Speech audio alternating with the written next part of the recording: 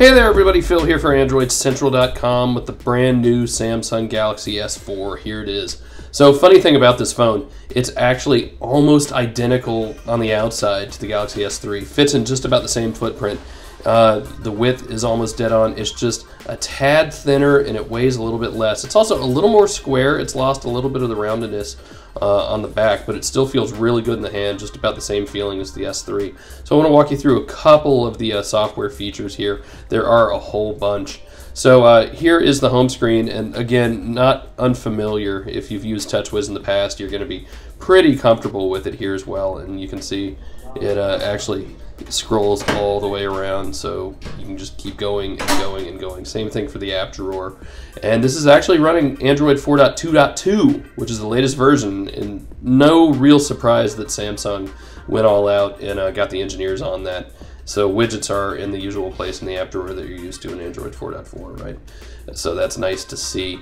So here's the notification pull down, and again, that looks pretty familiar for Samsung. You have these quick settings up top, but you actually have two kind of settings buttons here, and they have completely skinned the settings menu.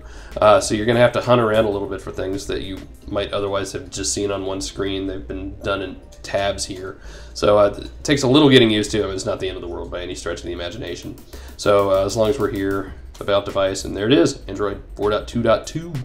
And again, they have hidden developer settings just like in stock Jelly Bean, right? So you'll have to do that little tap tap tap thing to get it. Here's the space. Not a whole lot of space on this device. Storage will obviously vary depending on region, and actually so will your processor. So some of them will be running Exynos 5, some will be running Snapdragons. So again, we'll have to wait and see the individual regional announcements. So here's the other settings. At the very top right, you have that button, and that's where you get those stock 4.2.2 pull down settings. Only Samsung has added a whole bunch, and the big one, this is the really cool one, is the kind of finger hover, right? So you can see we're doing it here. You don't actually have to touch the screen. Now this works in a bunch of apps. One of the big ones is the browser, so you can hover over the tab button, and it will show you the tab. The other cool thing is gestures. So before you could tilt the phone to pan through a page and change tabs. Now you just kind of wave your hand around it. It's kind of in the early stages. It works okay, but not perfect.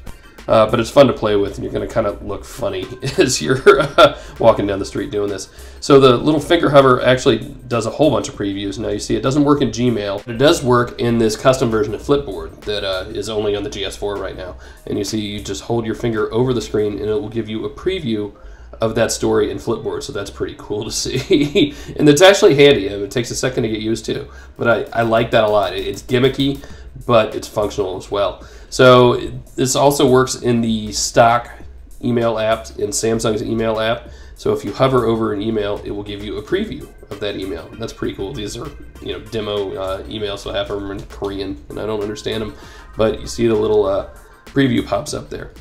A lot of changes to the camera as well, and this is one of the big ones, is this kind of dual shot. So it's actually shooting from the front and the rear camera at the same time. So you can see myself and Dan Rubino there in the front-facing camera, and you have all these cool little just kind of graphical overlays. So here's the postage stamp. You can make it smaller. You can move it around. There's a circle, and so now you can show both cameras at the same time. So that's pretty cool. Group play is interesting. So this will pair up to 8 Galaxy S4s together over NFC, and then you can share music. So you can have music playing, the same songs playing at the same time out of 8 different phones. You can share pictures and documents and things like that as well. Samsung Hub is the one-stop shop to get movies and music and books and all that stuff. So if for some reason you don't want to use Google Play or Amazon or whatever, Samsung has its own thing. So that's really evolved. Another big addition is this health stuff. So health board, they are using the sensors in the phone, and this is a Samsung app that they've worked with other developers with. So it can track your walking, it can track your heart rate. There are accessories, Bluetooth accessories. There's a scale, there's a wristband, there's a heart monitor, so it's pretty cool. So there is the Galaxy S4. Here it is with the Galaxy S3 again. They are almost kind of one of the same. People will mistake one for the other, no doubt, when that comes out. But a really nice phone, so many features. We're just barely scratching the surface here in New York at the launch event. But we are going to give this thing a thorough rundown in the coming weeks ahead. See ya. Hey everybody, it's Phil from Android Central, and if you want to help out the site and look good, go get the best damn Android t-shirt anywhere from shopandroid.com.